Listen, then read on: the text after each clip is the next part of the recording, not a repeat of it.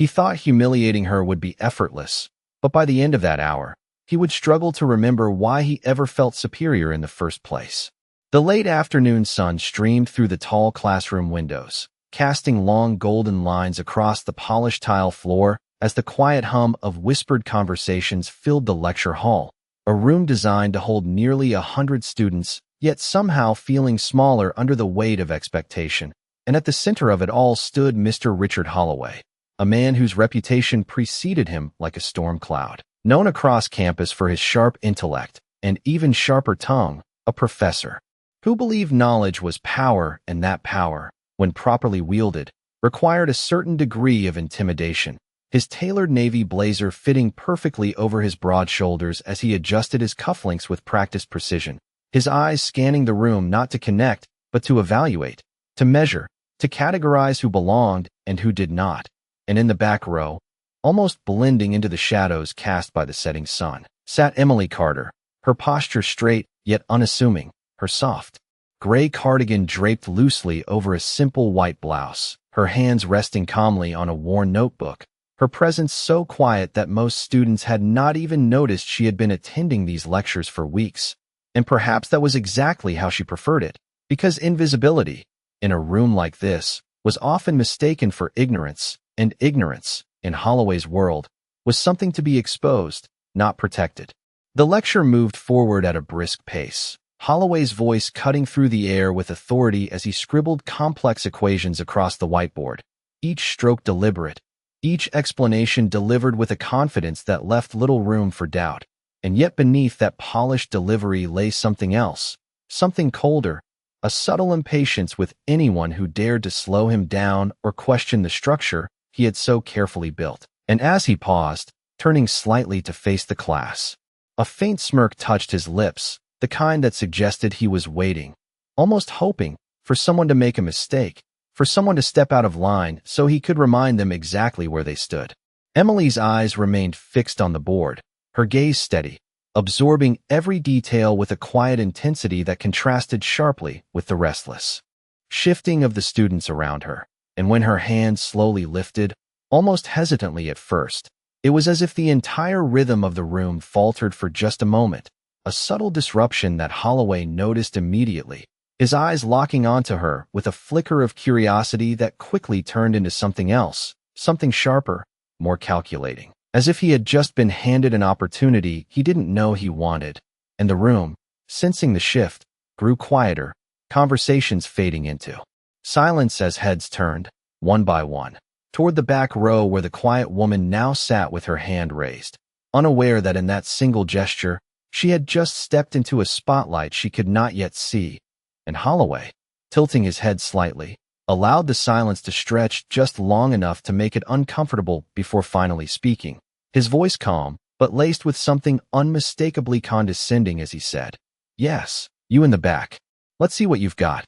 Emily felt every pair of eyes settle on her, as if the air itself had grown heavier, the quiet murmurs dissolving into a silence that was not welcoming but expectant. And for a brief moment, she considered lowering her hand, disappearing back into the safety of anonymity where no one questioned her presence. But something in the way Mr. Holloway watched her, that slight narrowing of his eyes, that almost imperceptible curl at the edge of his mouth, made it clear that the moment had already passed. And there was no retreat now, so she straightened slightly in her seat and spoke, her voice soft but steady enough to carry across the room. "I was wondering about the second step in your derivation. The transformation you use seems to assume continuity that might not hold under the boundary conditions you described." And the words, though carefully chosen, landed with a weight that the room was not prepared for, because this was not the kind of question expected from someone like her, not from the quiet woman in the back row who most had already dismissed without a second thought. A few students exchanged glances, some raising their eyebrows, others suppressing small smiles as if anticipating what would come next, and Holloway himself paused just long enough to register the challenge before letting out a low, controlled chuckle that did not quite reach his eyes, the kind of laugh meant to diminish rather than engage, as he turned fully to face her, placing the marker down with deliberate slowness as if preparing for a performance he had rehearsed many times before. "Continuity," he repeated, his tone measured but laced with subtle condescension. "Is a foundational concept, Ms." He trailed off, waiting, forcing her to supply the missing piece. "Carter," she replied quietly, her hands now resting on the desk in front of her, fingers lightly interlaced, as if anchoring herself to something steady. "Ms. Carter," he continued, nodding slightly as though acknowledging her existence for the first time. "I assure you, the method I presented is not only standard but widely accepted in this field. But since you seem to have concerns," he gestured toward the board with an open palm, the invitation more command than courtesy, "why do not you come up here and walk us through your reasoning? Perhaps you can clarify what the rest of us have somehow missed."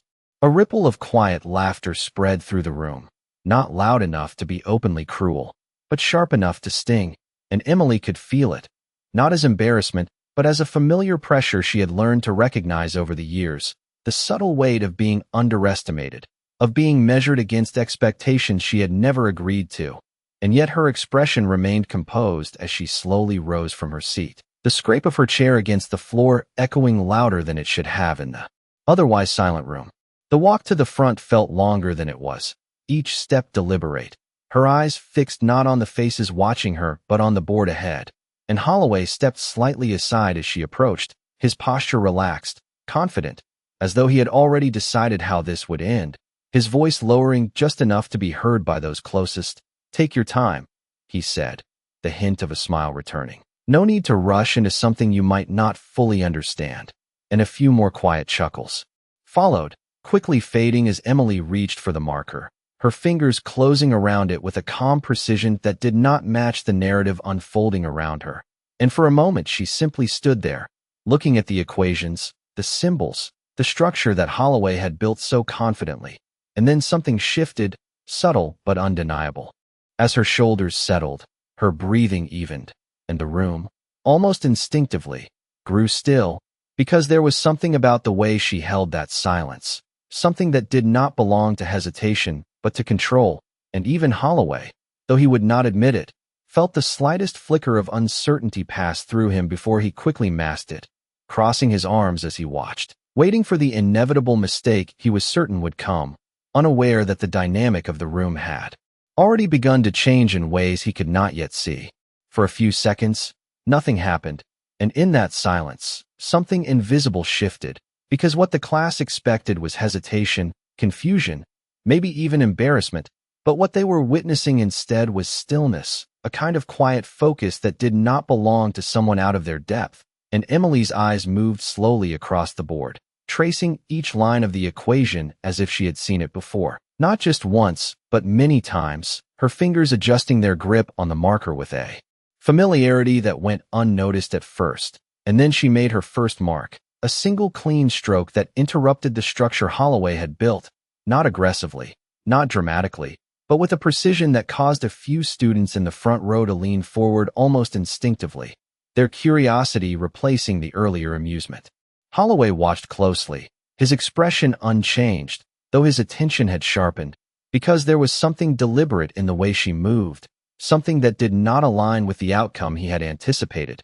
And as Emily continued, her movements gained a quiet rhythm, each step flowing into the next without pause, her voice calm as she began to explain, not loudly, not to command attention, but clearly enough that every word carried. "The assumption here," she said, tapping lightly near the center of the equation, "relies on continuity across this interval. But if you consider the boundary conditions introduced earlier, that continuity is not guaranteed." And a subtle murmur passed through the room, not of laughter this time, but of recognition, because some of the students were beginning to see it, the small inconsistency that had been overlooked, or perhaps ignored. Holloway's jaw tightened slightly, though he quickly masked it, shifting his weight as if preparing to interject. But Emily did not stop, her confidence not loud but undeniable as she moved to the next step, rewriting a portion of the equation with an alternative approach that was both elegant and efficient, and the room grew quieter with each passing second, the earlier tension replaced by something else entirely, something heavier, as the realization began to settle in that this was no longer a performance designed for humiliation, but something far more unsettling, a correction unfolding in real time. A student near the middle of the room whispered under his breath, "Wait, that actually makes more sense." And another nodded, eyes fixed on the board, following each step as if trying to catch up to a pace they had not expected. And even those who had laughed moments ago now sat still, their expressions shifting from amusement to concentration. Emily paused briefly, not out of uncertainty, but to let the logic settle, her gaze steady as she looked at the final line she had written, and then she stepped slightly to the side, giving the class a clear view, her voice soft but firm as she added, "If you apply the transformation this way, the inconsistency resolves, and the model holds under the original conditions." And then she stopped speaking, allowing the silence to return. But this time it was different, not awkward, not expectant, but heavy with understanding. Holloway stared at the board, his eyes scanning the work, searching, not for confirmation but for error, something he could point to, something that would restore the balance he had lost without realizing it. But the longer he looked, the more that balance slipped, because the solution in front of him was not just correct, it was refined, cleaner than his own, and for the first time since the lecture began, he did not immediately have something to say, and the room, sensing that hesitation, grew even quieter, the absence of his voice louder than anything that had come before, as Emily stood there, composed and unshaken, no longer invisible, no longer underestimated, but not triumphant either, just present, as if she had simply done what needed to be done, and nothing more. The silence did not break all at once. It stretched, thick and unyielding, as if the room itself was waiting for permission to breathe again, and every student felt it, that strange, unfamiliar pause where certainty had just been replaced by doubt, not in the work on the board, but in the authority that had presented it. And all eyes slowly shifted back to Mr. Holloway, because this was the moment he was supposed to reclaim control, to correct, to dismiss, to restore the order everyone had come to expect. But he did not speak. Not immediately, his gaze still locked on the equations as if reading them again might somehow change what they revealed, and for the first time, there was no smirk, no quick remark ready to cut through the tension, only a quiet calculation, happening behind his eyes, one that grew more complicated with each passing second. Emily did not move, her posture relaxed yet grounded, the marker now resting lightly in her hand, as though she had already stepped out of the moment internally even while standing at the center of it.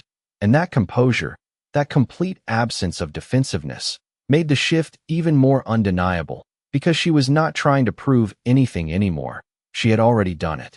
A student near the front cleared his throat softly, the small sound echoing louder than it should have, and another flipped through his notes, comparing what was written there to what now filled the board, and one by one, subtle movements spread through the room, not chaotic, not disruptive, but thoughtful, analytical, as if the entire class had quietly transitioned into a different state of awareness, one where they were no longer simply receiving information but questioning it. Holloway finally straightened, stepping forward just slightly, his presence still commanding, but no longer untouchable, and when he spoke, his voice was measured, controlled, yet missing the effortless confidence it had carried before.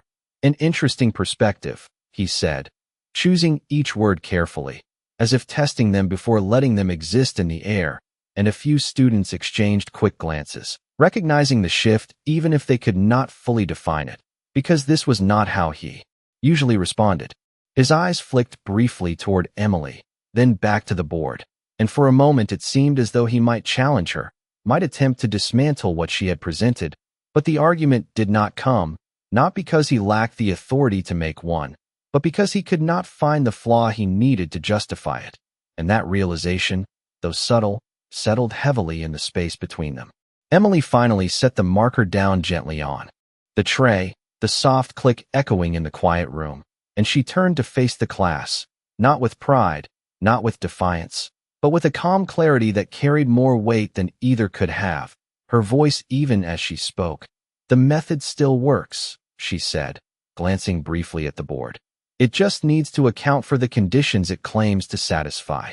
And then she stepped back, not waiting for acknowledgement, not seeking validation, simply returning the space to where it had been, except it was not the same anymore. Holloway watched her for a moment longer than necessary, something unreadable passing through his expression before he nodded once. A small, controlled gesture that carried more significance than any speech he could have given, and he turned back toward the class, picking up the marker again, though his movements were slower now, more deliberate, as if the weight of the room had shifted onto him in a way he had not anticipated. "Let us revisit that step," he said finally, his tone steady but quieter, and the words hung in the air, simple on the surface, yet carrying the unmistakable acknowledgement that something had changed, that the certainty he once held without question had been challenged and, in this moment, adjusted. And as he began to rewrite the equation, incorporating the correction he had just witnessed, the room remained silent, not out of tension now, but out of respect, because they had just seen something rare, something that could not be undone, and Emily, walking back to her seat with the same quiet presence she had always carried, was no longer invisible, even if she chose to remain just as still, because sometimes the most powerful shift does not come with noise, it arrives in silence, and leaves everything changed behind it. By the time Emily reached her seat, the room no longer felt the same. The air had shifted into something quieter but heavier, as if every person present was now aware that they had just witnessed a moment that could not be easily dismissed or explained away, and yet no one spoke about it directly, not at first, because the structure of the classroom still demanded attention, still demanded forward motion, and Mr. Holloway, standing at the front, continued writing, though his pace had changed, each line now drawn with a level of care that had not been there before, his earlier confidence replaced with a measured precision that suggested he was no longer simply presenting knowledge, but reconsidering it in real time. The students followed more closely now, their pens moving across notebooks with renewed focus, not because they feared falling behind, but because something deeper had been activated, a sense that what they were learning was not fixed, not untouchable, and that realization carried both excitement and discomfort in equal measure. A few minutes passed like this, steady, controlled, almost normal, but beneath that surface, something continued to build, something that could not remain unspoken forever, and it was a student near the center of the room who finally broke the silence, his voice hesitant but clear enough to carry. "Professor, was her method actually more accurate for those conditions?" The question hung in the air, simple yet direct, and every head turned once again, this time not toward Emily, but toward Holloway, because now the focus had shifted fully onto him, and how he responded would define what this moment meant. Holloway paused, the marker hovering just above the board, and for a brief second, the old version of him seemed ready to respond, to deflect, to reassert control with a quick dismissal. But that response did not come, and instead, he lowered the marker slowly, turning to face the class with a composure that felt different now, less performative, more deliberate, as if he understood that whatever he said next carried weight beyond the usual lecture. "Yes," he said finally, his voice steady, though quieter than before. "For the specific boundary conditions discussed, her approach addresses a limitation in the original method, and the admission, simple as it was, sent a ripple through the room, not of shock, but of recognition, because it confirmed what many had already begun to suspect, that the hierarchy they had assumed was not as fixed as it seemed." Emily remained still in her seat, her gaze lowered to her notebook, not avoiding attention, but not seeking it either, her pen moving calmly, as if she were simply continuing her work, unaffected by the shift that had just taken place around her. And that quiet consistency only added to the impact of what she had done, because she was not trying to stand out, she had simply stepped forward when it mattered. Holloway glanced toward her, briefly, then back to the class, and there was a moment, brief but unmistakable, where something in his expression softened, not into weakness, but into awareness, as if he had just recognized a truth he had long avoided, and he cleared his throat lightly before continuing. "This is why analysis matters," he said, his tone now carrying a different kind of authority, one not rooted in dominance, but in understanding. "Assumptions must always be tested, regardless of who presents them," and the words, though framed as part of the lesson, carried a deeper resonance, one that extended beyond the equations on the board. The remainder of the lecture moved forward, but the dynamic had changed completely. Students asked more questions now, not cautiously, but thoughtfully, and Holloway responded with a patience that had not been there before, engaging rather than dismissing. explaining rather than asserting, and while the structure of the class remained intact, the atmosphere had transformed into something more collaborative, more alive. When the clock finally approached the end of the hour, the usual rush to pack up did not happen immediately. Notebooks closed more slowly. Conversations remained hushed, as if no one wanted to break whatever had just been established. And as the bell rang softly through the hallway, Holloway set the marker down once more, looking out over the room, his gaze lingering just a moment longer than usual before he said, "Class dismissed." And as students began to gather their things, many of them glanced back, not at the board, but at Emily, who simply placed her notebook into her bag with the same quiet composure she had always carried, unaware, or perhaps unconcerned, that in the span of less than an hour, she had redefined what that classroom believed about knowledge, authority, and respect, not through force, not through volume, but through clarity, and in doing so, she had taken control of something far more lasting than the lesson itself. The hallway outside the lecture room buzzed with low conversations as students filtered out in small clusters, their voices carrying fragments of disbelief, curiosity, and quiet admiration. And though the moment in the classroom had ended, its presence lingered in every exchange, in every glance cast back toward the door as if expecting something more to happen. But inside, the room had grown still again, the late sunlight now dimmer, stretching longer shadows across the empty desks as Mr. Holloway remained at the front, his hands resting lightly on the edge of the desk, his gaze fixed not on the board anymore, but on something deeper, something internal that had been unsettled in a way he had not experienced in years. He replayed the sequence in his mind, not the challenge itself, but the precision with which it had been delivered, the clarity, the absence of hesitation, and most of all, the quiet confidence that had not needed to announce itself to be understood. And it was that detail that stayed with him, because it forced him to confront something he had long avoided, the possibility that authority, as he had defined it, was incomplete without humility.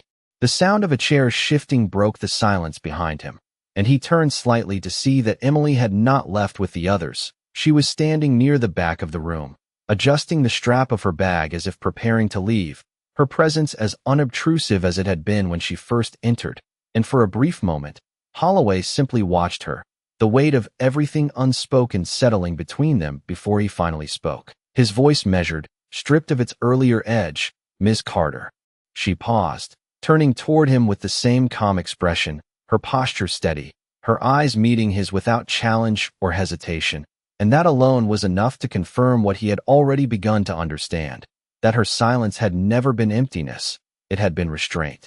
He took a step forward, not imposing, not commanding, just enough to close the distance slightly as he continued. That was a precise observation, the words chosen carefully, not as praise, not as concession, but as acknowledgement, something he did not offer lightly, and Emily nodded once, a small, respectful gesture that carried no trace of superiority, only quiet acceptance. "Thank you," she replied, her voice even, as if the moment had not required anything more from her than what she had already given. Holloway hesitated briefly, something unfamiliar crossing his expression before he spoke again. "Have you studied this field formally?" The question was direct, but there was no challenge in it now, only curiosity, and Emily considered it for a moment before answering. "A long time ago," she said, her tone soft. "I chose a different path, but some things stay with you." The simplicity of her response carried more weight than any detailed explanation could have, and Holloway nodded slowly, absorbing it, recognizing in that answer a depth he had overlooked not because it was hidden, but because he had not been looking for it in the right places. The room fell quiet again, but this time it was not uncomfortable, it was reflective, and after a moment, Emily adjusted her bag once more, offering a polite, almost imperceptible smile before turning toward the door, her steps as measured as they had been when she walked to the front of the class. And as she reached the doorway, Holloway spoke once more, his voice lower now, carrying a sincerity that had not been present before. "Miss Carter," he said, and she paused again, glancing back. Briefly, "You were right," he added, simply, without elaboration, without defense, and in that moment, the statement carried more authority than anything he had said during the entire lecture. Emily held his gaze for a second, then nodded once, not in triumph, not in validation, but in understanding, and she stepped out into the hallway, leaving the room exactly as she had entered it, quietly, without spectacle, and yet everything about that space had changed, because for the first time in a long time, the person who stood at the front of it understood that knowledge was not diminished by being challenged. It was strengthened by it, and as the last traces of sunlight faded from the floor, the room settled into silence, not empty, but full of something new, something that could not be undone and would not be forgotten.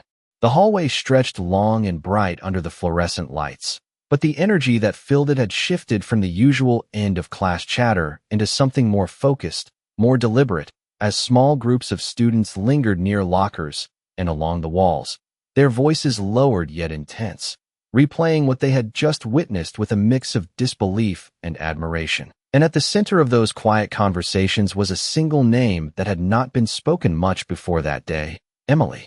Carter, now repeated with curiosity, with questions, with a kind of respect that had not existed an hour earlier. Emily walked through it all without drawing attention to herself, her pace steady, her gaze forward, as if the attention around her belonged to someone else entirely, her simple gray cardigan brushing lightly against her sides with each step, her notebook held close, not as a shield, but as a habit formed long before this moment.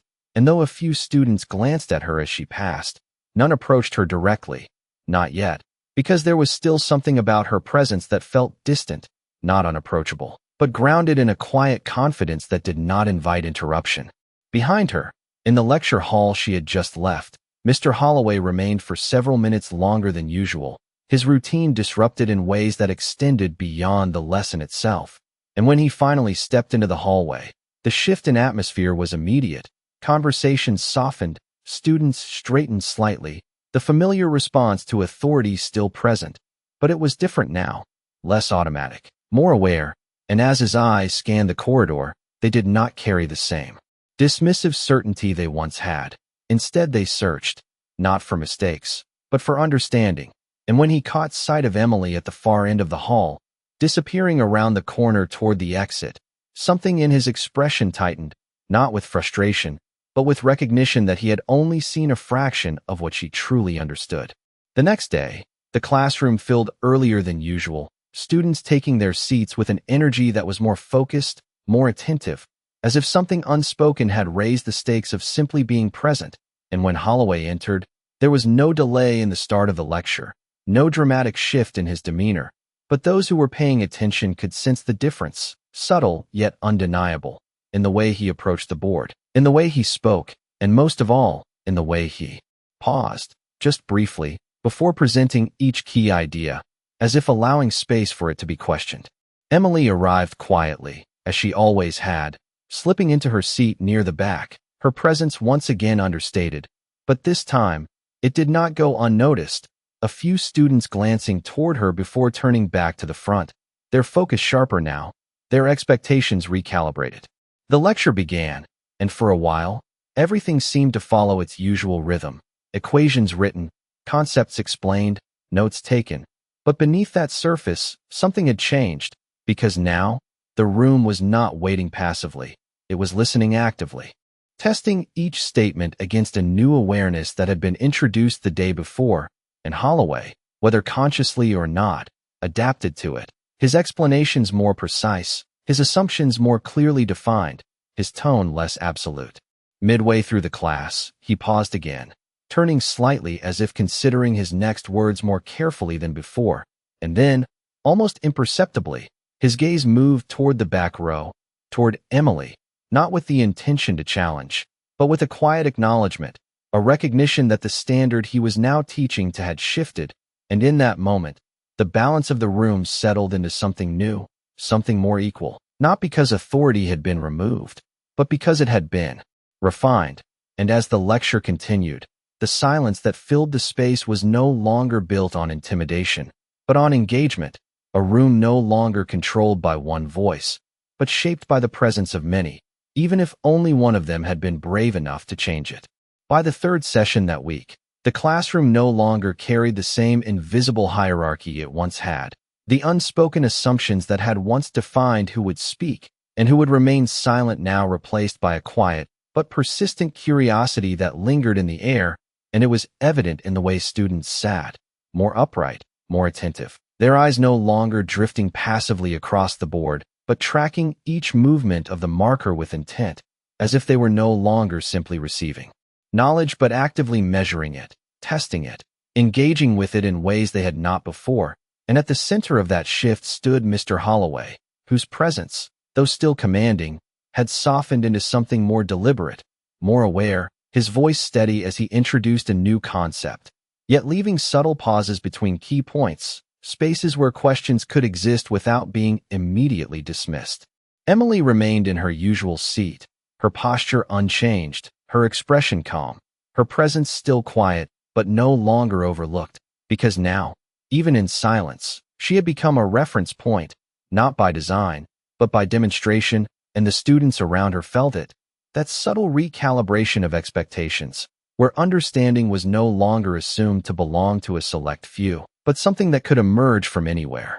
Midway through the lecture, Holloway wrote a new equation across the board, more complex than the previous ones, layered with conditions that required careful interpretation, and as he stepped back, he did not immediately begin explaining it, instead allowing the room to sit with it, to process, to engage, and for a moment, no one spoke, the silence stretching just long enough to feel intentional, before a hand rose from the middle row, a student who had never spoken before, his voice tentative but clear as he asked, would that approach still hold if the constraints shifted slightly? And the question, though simple, marked a turning point, because it was not asked from fear of being wrong, but from a willingness to explore.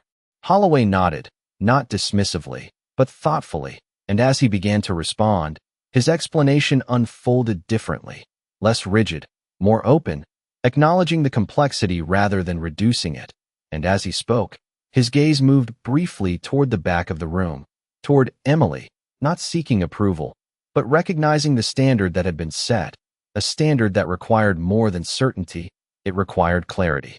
Emily listened, her attention focused, her pen moving steadily across her notebook, and when the explanation concluded, she paused for a moment, considering, before raising her hand again, not hesitantly this time, but naturally, as part of the flow that had been established, and the room responded immediately, not with surprise, but with anticipation, because they had learned what her voice carried. Holloway noticed, of course, his expression remaining composed, but there was no trace of the earlier condescension, only a quiet readiness as he nodded toward her, inviting her to speak. If the constraints shift, Emily said, her voice calm and measured, the structure can still hold, but the assumptions would need to be redefined at the boundary. Otherwise, the model risks becoming internally inconsistent again. And as she spoke, there was no tension, no challenge in her tone, only clarity, as if she were simply continuing a conversation rather than correcting it. And the room absorbed it differently now, not as a disruption, but as an extension of the learning itself. Holloway considered her words, nodding slowly before turning back to the board, adjusting the equation with a few precise strokes, integrating the perspective seamlessly into the lesson, and as he stepped aside, the silence that followed was no longer heavy or uncertain. It was focused, engaged, alive with understanding, and in that moment, it became clear that the classroom had transformed into something more than a place of instruction. It had become a space where knowledge was not dictated, but refined, not controlled, but shared, and where the quietest voice, when grounded in truth, could reshape everything without ever needing to raise itself above the noise. By the end of the week, something deeper had settled into the classroom, not just a shift in participation or tone, but a quiet redefinition of what it meant to belong in that space. And it showed in the smallest details, in the way students no longer hesitated before raising their hands, in the way they leaned forward instead of sitting back, and most of all, in the way they listened to one another, not waiting for correction, but searching for understanding. And at the center of that evolving dynamic stood a balance that had not existed before, one where authority no longer stood above inquiry, but alongside it. Mr. Holloway, once known for his precision and intolerance for interruption, now moved through his lectures with a different rhythm, one that allowed room for uncertainty without losing structure, his voice still firm, still guided by years of expertise, but tempered by something quieter, something that acknowledged that even the most established methods could be refined. On that particular afternoon, the sunlight filtered softly through the blinds, casting narrow bands of light across the rows of desks as the class settled into a focused silence. And Holloway introduced a problem unlike the others, one that stretched beyond standard coursework, its complexity layered with variables that required not only calculation but interpretation. And as he wrote it across the board, he did not turn immediately to explain, instead stepping aside, allowing the weight of the problem to settle into the room. No one spoke at first, the silence stretching as students studied the equation, their brows furrowed, their pens hovering just above paper. And then, slowly, discussion began to ripple through the room, not chaotic, but thoughtful, voices low yet engaged as ideas were exchanged, tested, reconsidered. Emily observed quietly, her gaze steady, her attention moving not just across the board, but across the room itself, taking in the shifting dynamic, the way others now approached problems differently. And for a moment, she did not raise her hand, not because she had nothing to add, but because she understood that this moment was no longer about proving anything. It was about allowing others to find their own way into the process. A student near the front stood, walking toward the board with cautious determination, and Holloway did not stop him, did not guide him immediately, instead watching as the student began to work through the problem, his steps hesitant at first, then more confident as he continued.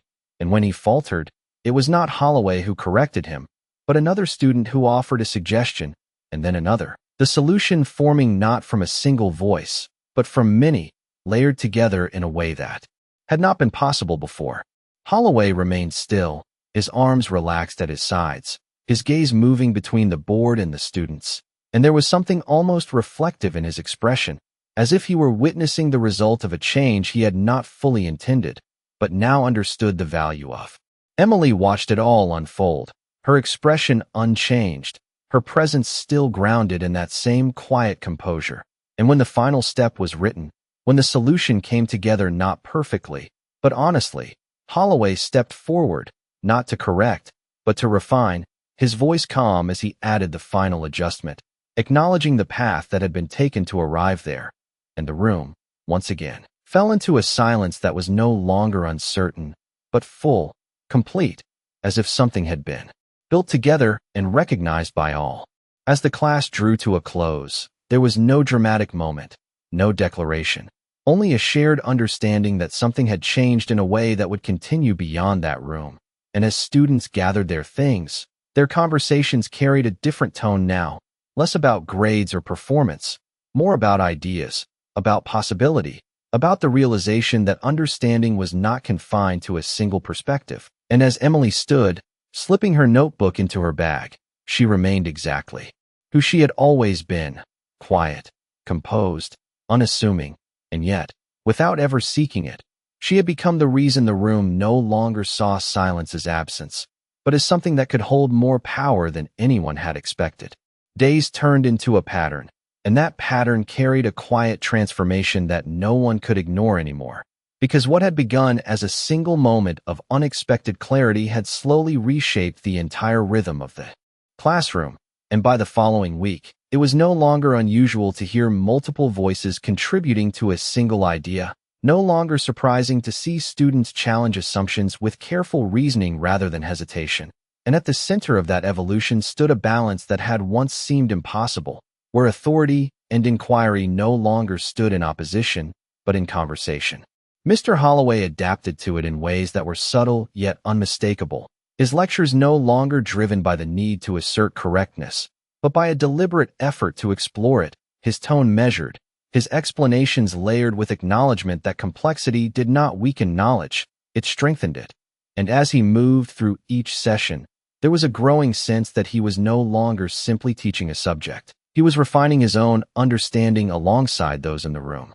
On one particular afternoon, the classroom felt different even before the lecture began, the low hum of conversation carrying a sense of anticipation, as if something unspoken had prepared everyone for what might come next. And when Holloway entered, His presence still commanded attention, but now it was met with engagement rather than quiet compliance. He placed his notes on the desk, paused for a brief moment, and then turned to the board, writing a new problem, one more intricate than the previous ones, its structure layered with variables that intertwined in ways that required not just technical skill, but perspective. And when he stepped back, he did not begin speaking immediately, instead allowing the room to sit with it, to absorb its complexity without guidance. The silence that followed was not empty. It was active, filled with the quiet movement of thought, of analysis, of students leaning slightly forward, tracing the lines of the equation with their eyes. And then, almost naturally, hands began to rise, not cautiously, but with purpose, questions forming not from uncertainty, but from engagement. And Holloway responded to each with a calm attentiveness, his answers no longer final, but open, inviting further consideration. Emily remained where she always sat, her presence steady, her attention focused, and though she did not immediately raise her hand, there was a quiet awareness in the room that her perspective, when offered, carried weight, not because it dominated, but because it clarified, and Holloway, whether consciously or not, allowed space for that possibility, his pacing adjusted, his pauses intentional. Finally, as the discussion reached a natural pause, Emily lifted her hand, not to interrupt, but to contribute, and the room responded instantly. The subtle shift in posture, the quieting of side conversations, the collective focus that followed, all signaling the recognition of what her voice had come to represent. Holloway nodded toward her, his expression composed, but there was no trace of the earlier challenge, only a readiness to listen. "There is another way to approach this," Emily said, her voice calm, her words measured. "If you reframe the relationship between these variables, the system becomes less constrained, which allows for a more stable solution under varying conditions." And as she spoke, the complexity of the problem seemed to unfold in a new direction, one that had not been immediately visible, and the room absorbed it, not with surprise, but with understanding, because this was no longer an anomaly, it was part of the process. Holloway stepped forward, studying the board, then nodded slowly, integrating her perspective into the equation with a few precise adjustments, his movements confident, but not rigid. And as he turned back to the class, there was a quiet acknowledgement in his expression, not directed at her alone, but at the room as a whole, that something had fundamentally changed in the way knowledge was being shared. The lecture continued, but the energy within it had evolved into something deeper, something more collaborative, where each voice, when grounded in thought, carried value. And as the hour drew to a close, the usual signals of dismissal felt less like an ending and more like a continuation, as if what had been built within those walls was not confined to them. And Emily, gathering her things with the same quiet composure, remained unchanged in her presence, yet undeniable in her impact, because, without ever seeking attention, she had redefined what it meant to hold it, not through volume or authority, but through clarity. And in doing so, she had not only taken over the class, she had transformed it into something stronger than it had ever been before.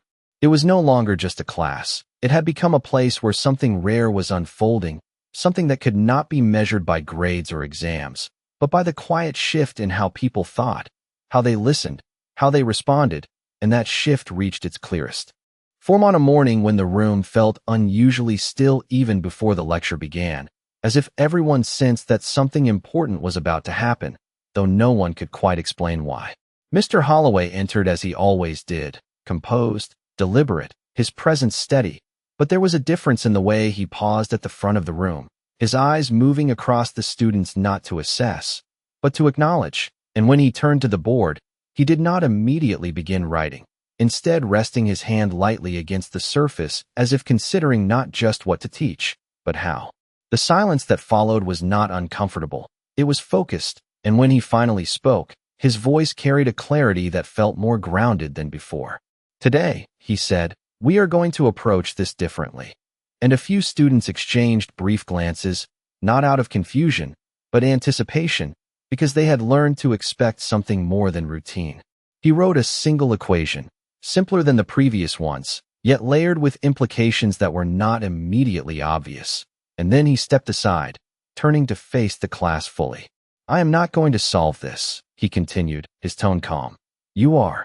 The words settled into the room with quiet weight, and for a moment, no one moved, not because they were unsure, but because the responsibility had shifted in a way that felt both challenging and empowering. Then, slowly, a student stood, then another, moving toward the board not with hesitation, but with purpose, and what followed was not a performance, but a process, voices overlapping gently, ideas forming, dissolving, reforming, the solution emerging not from a single direction, but from many, each contribution adding something necessary, something real. Emily watched from her seat, her expression unchanged, her presence steady, and though she did not step forward immediately, there was no absence in her silence, only awareness, as if she understood that this moment belonged to everyone, not just to her. Holloway remained still, observing, his role no longer to direct, but to guide when needed.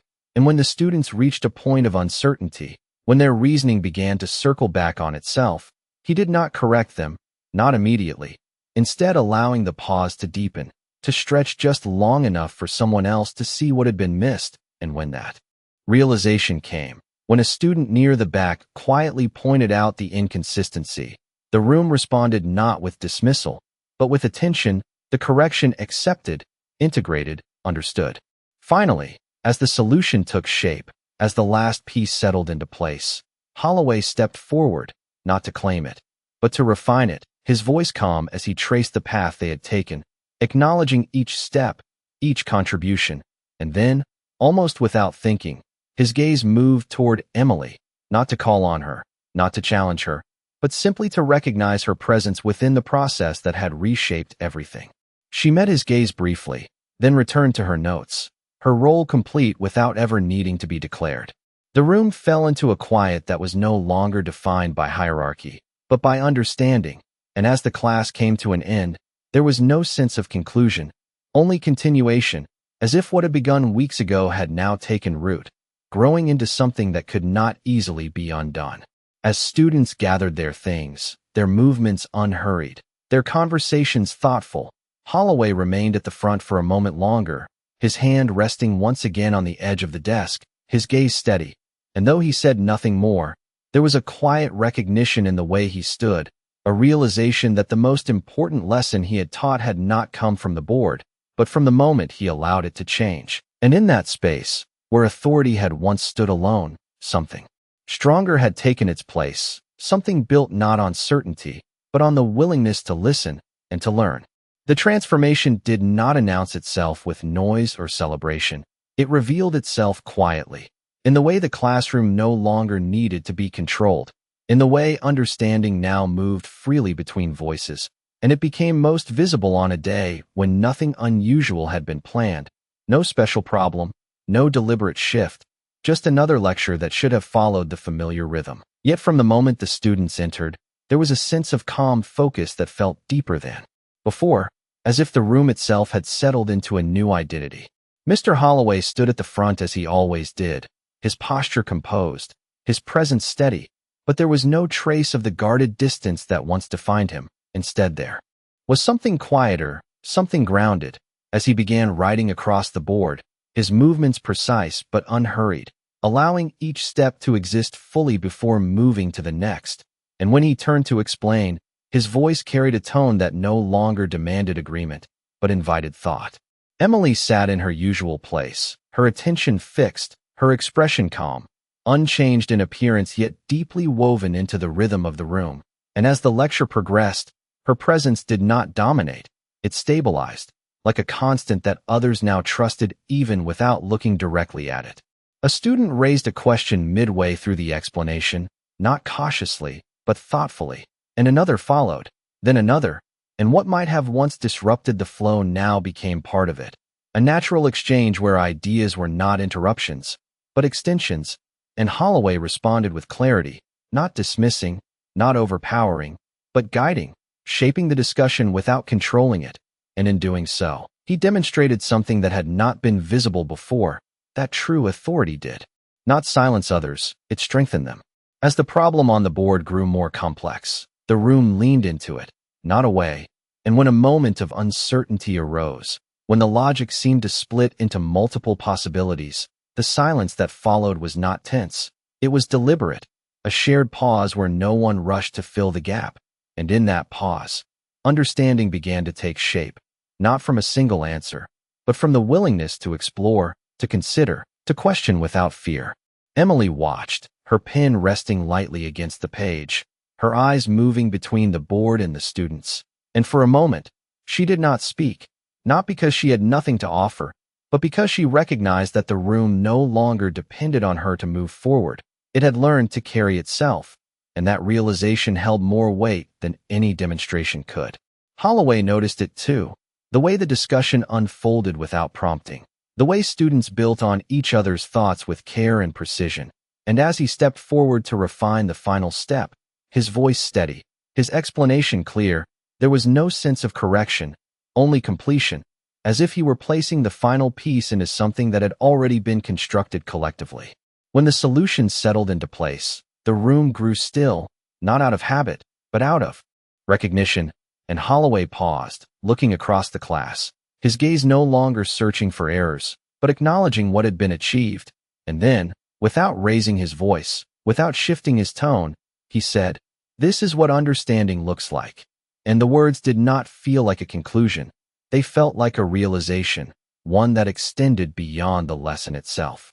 Emily closed her notebook slowly, her movements calm, her presence unchanged, yet everything around her had evolved.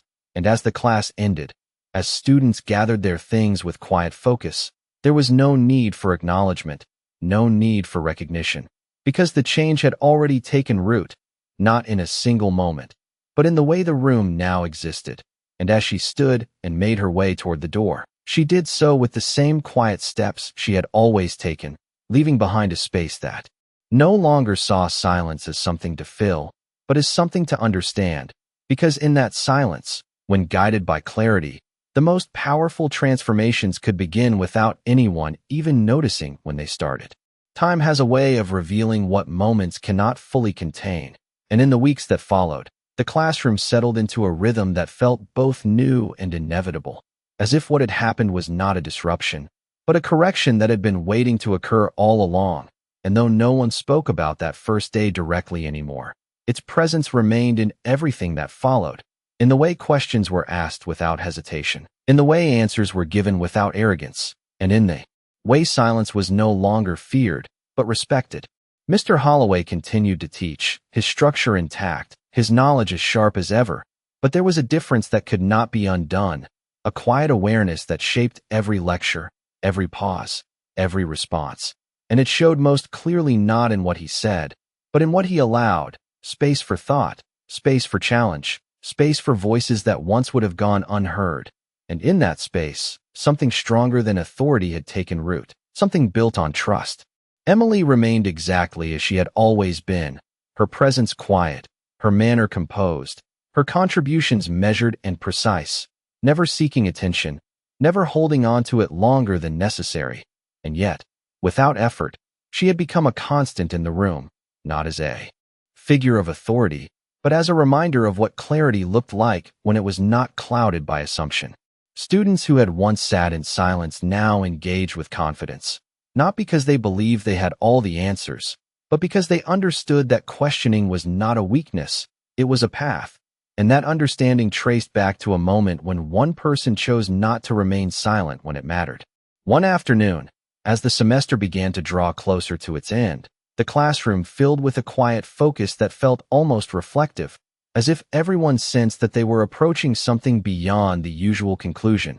And when Holloway stood at the front, looking out over the room, his gaze lingered a moment longer than usual, taking in not just the students, but the change that had taken place among them.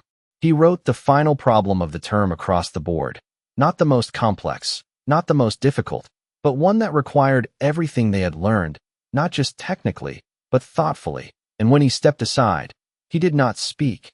He simply waited, and the room responded, not with hesitation, but with movement, students rising, collaborating, working through the problem together with a confidence that had been built over time, each step deliberate, each voice contributing, and as the solution formed, It did so without tension, without competition, only with understanding. Emily remained in her seat, watching, her expression calm, her role no longer defined by demonstration, but by presence. And when the final step was written, when the solution stood complete, Holloway stepped forward, his eyes moving across the board, then across the class.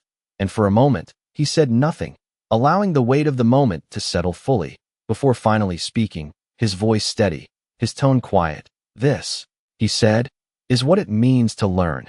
And the words carried more than definition, they carried recognition, acknowledgement of a journey that had reshaped not just the students, but himself as well. The room fell silent, not out of expectation, but out of respect, and as the class came to an end, there was no applause, no dramatic farewell, only a shared understanding that something meaningful had taken place, something that would extend far beyond that room. As students gathered their belongings, their movements unhurried, their conversations thoughtful, Emily closed her notebook and stood, her presence unchanged, her steps as quiet as they had always been. And as she made her way toward the door, Holloway watched her for a brief moment, not with authority, not with challenge, but with something closer to respect, a recognition that what she had brought into that room had not been noise, but clarity, and that clarity had changed everything. She stepped into the hallway and disappeared into the flow of students, just another face among many. And yet, the space she left behind remained different, shaped by what had been learned not just through equations, but through humility, because on that day, and in every day that followed, the classroom had come to understand something simple and lasting. That true understanding does not come from proving others wrong, but from being willing to see what you missed, and in that quiet realization, the meaning of respect had finally found its place.